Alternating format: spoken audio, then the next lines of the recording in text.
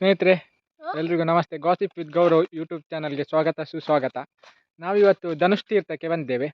ಪುರಾಣಗಳ ಪ್ರಕಾರ ಪರಶುರಾಮರು ಅವರ ತಂದೆಯ ಸಾವಿಗೆ ಕಾರಣರಾದ ಕ್ಷತ್ರಿಯರನ್ನ ಕೊಂದ ಮೇಲೆ ಘೋರ ತಪಸ್ಸಿಗೆ ಹೋಗ್ತಾರೆ. ಆ ತಪಸ್ಸಿಗೆ ಹೋಗುವ ಮುಂಚೆ ಅವರ ಆಯುಧಗಳನ್ನೆಲ್ಲ ಒಂದೊಂದು ದಿಕ್ಕಿಗೆ ಎಸಿತಾರೆ. ಆ ಆಯುಧಗಳನ್ನು ಎಲ್ಲೆಲ್ಲಿ ಎಸೆದಿದ್ದಾರೆ ಅದನ್ನೆಲ್ಲ ಒಂದು ಬಾಣ ಎಸೆದಲ್ಲಿ ಬಾಣ ತೀರ್ಥ, ಗದಾ ತೀರ್ಥ, ಪರಶು ತೀರ್ಥ ಹಾಗೂ ಧನುಷ್ ತೀರ್ಥ. ಧನುಷ್ ಬಿದ್ದ ಜಾಗದಲ್ಲಿ ಧನುಷ್ ತೀರ್ಥ ಅಂತ ಹೆಸರು.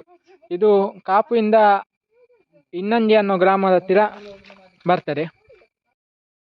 ನೀವು ನೋಡ್ಬೋದು ಧನುಷ್ ತೀರ್ಥ. ಮೆಟ್ಟಿಲ ಸುಮಾರು 100ಕ್ಕೂ ಹೆಚ್ಚು ಮೆಟ್ಟಿಲನ್ನ ಹತ್ಕೊಂಡು ಹೋಗಬೇಕು. ನಾನು ಬ್ಲಾಗ್ ಮಲ್ಪುಂಡು. ಇಲ್ಲಿ ಮೆಟ್ಲೆಲ್ಲ ಹತ್ಲಿಕ್ಕೆ ಆಗುವವರು ಮಾತ್ರ ಬಂದ್ರೆ ಆಯ್ತು. ಇನ್ನು ಈಗ ಇವಳಿಗೆಲ್ಲ ಹತ್ಲಿಕ್ಕೆ ಆಗುದಿಲ್ಲ, ತುಂಬಾ ಕಷ್ಟ. ಅಂಥವರೆಲ್ಲ ಬಂದು ಸುಮ್ಮನೆ ಕೆಳಗೆ ನಿಂತ್ಕೊಂಡು ನೋಡ್ಬೇಕಾಗ್ತದೆ.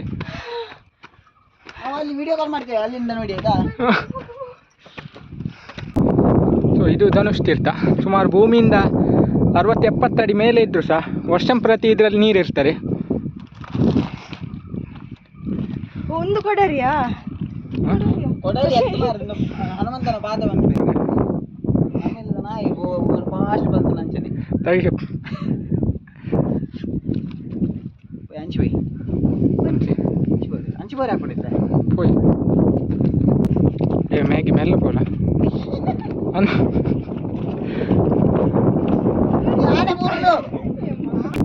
ಮಳೆಗಾಲದಲ್ಲೆಲ್ಲ ತುಂಬ ಜಾಗ್ರತೆಯಲ್ಲಿ ಹತ್ತಬೇಕು. ಜಾಸ್ತಿ ಆನೆ ಬಲ ನೆಕ್ಪಾಳೊಂದು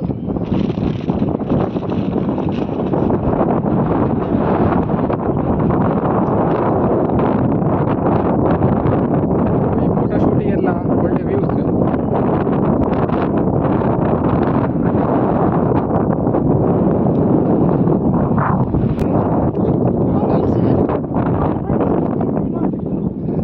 ಅವಾಗ ಸೂಪರ್ ವೀಡಿಯೋ ಗೊತ್ತಾಗ್ತದೆ. ಕಾಣ್ತಾ ಇರೋದು ನಾಗಾರ್ಜುನ.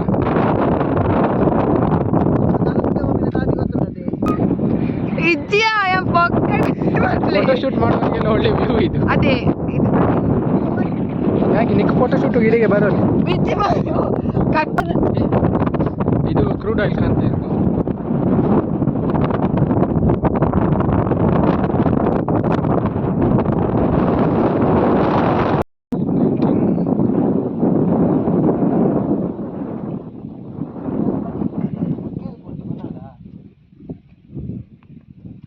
ಏ ಮೂಲೊಂದು ಫೋಟೋ ಕಲೆಕ್ಕ